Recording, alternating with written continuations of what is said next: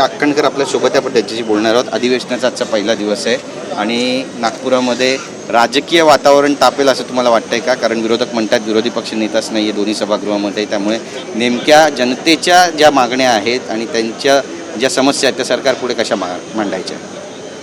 महायुती सरकारने 1 वर्षाचा कालावधी उत्तमरित्या पार पाडला आणि प्राधान्यक्रमाने जे काही विषय होते त्याच्यामध्ये कष्टकरी कामगार शेतकरी आणि आमच्या महिला भगिनींसाठी विशेष प्रयत्न केले.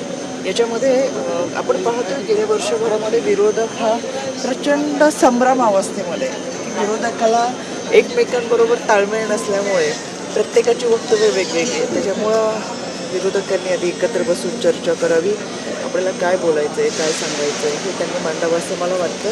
त्यांचा संभ्रम मोठ्या प्रमाणात तो महाराष्ट्र पाहतो. आज अधिवेशनाच्या पहिल्या दिवसामध्येच गेली 4 वर्ष राज्य महिला आयोगाचे अध्यक्ष म्हणून या अधिवेशनाच्या दरम्यानच पहिल्या दिवशी आणि दुसऱ्या दिवशी अशा 2 दिवस राज्य महिला आयोगाचा कार्यक्रम असतो.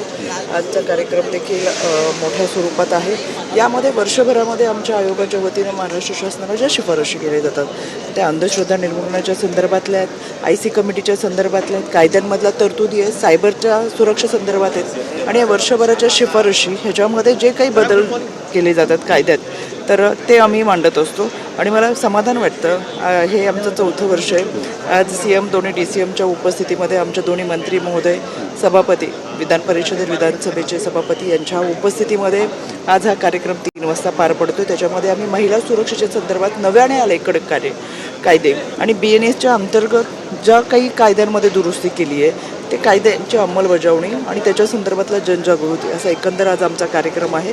आम्ही महिला सुरक्षेसाठी कटिबद्ध आहोत, पण अजूनही कुठे कुठे विकृती डोकंवर काढत असते. काही विकृत मानसिकता समाजामध्ये आहे, ती टेचून काढण्यासाठी निश्चितपणाने अजून काम करावं लागणार आहे आणि ते आम्ही सगळेजण आपल्या सगळ्यांच्या सहकार्याने निश्चितपणाने करू. पालघरमध्ये तुम्ही महिला अत्याचाराचा विषय काढला. पालघरमध्ये पण अशीच एक घटना घडली की महिला तक्रार द्यायला गेली आणि तिच्यावरच अत्याचार झाल्याची माहिती समोर येते. किती दुर्दैवी आहे सगळं महाराष्ट्रासाठी आणि महिला आयोगाची नेमकी याबद्दलची भूमिका आता काय असेल? मला आता तुमच्याकडून ही बातमी समजते आहे. मी ती बातमीची सविस्तर माहिती घेते. असं जर झालेलं असेल तर संबंधित व्यक्तीवरती कडक कारवाई तर होईलच आणि या संदर्भात मी स्वतः पाठपुरावा करेन. रोहित पवार आणि अजित पवार यांचा एकत्र नृत्याचा जो व्हिडिओ आहे तो सुद्धा आता सर्वत्र समाज माध्यमांवर व्हायरल होतोय. राम शिंदे म्हणतायत की त्यांच्या या नृत्याचा मी 2014 सालीच बळी पडलो होतो. मला असं वाटतं राम शिंदेच आपल्याला याच्या संदर्भात सविस्तर माहिती देतील आणि ते जास्त स्पष्टीकरण देऊन आपल्याला ह्याच्या संदर्भातले विधान करू शकतात. नक्कीच कालच्या पत्रकार परिषदेमध्ये अजितदादा दिसले नाही, त्यामुळे बरीचशी चर्चा रंगली आणि मुंडवा जमीन घोटाळा प्रकरणामध्ये पण त्यांच्यावर ज्या पद्धतीने आरोप होत आहेत, पार्थ पवार यांच्यावर पण आरोप होत आहेत, तर कुठेतरी हा मुद्दा आता अधिवेशनामध्ये पण विरोधक लावून धरतील असं बोललं जातं आहे. याला उत्तर नेमकं सरकारकडून कसं देईल? आपल्याला कल्पना आहे, आदरणीय दादांच्या घरामध्ये कार्यक्रम होता आणि याच्यामुळे निश्चितपणाने त्या कार्यक्रमामुळे ते उपस्थित राहिले, म्हणजे मुलाचंच लग्न होतं. पण एकंदर या मुंडवा जमिनी प्रकरणी यापूर्वी मी सविस्तर माहिती दिलेली आहे, पण आपण परत एकदा थोड्या वेळात बोलू.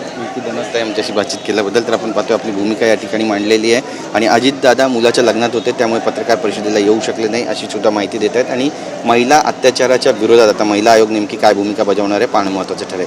कॅमेरा पर्सन खंडूराजचं गिरीश गायकवाड, TV9 मराठी, मुंबई.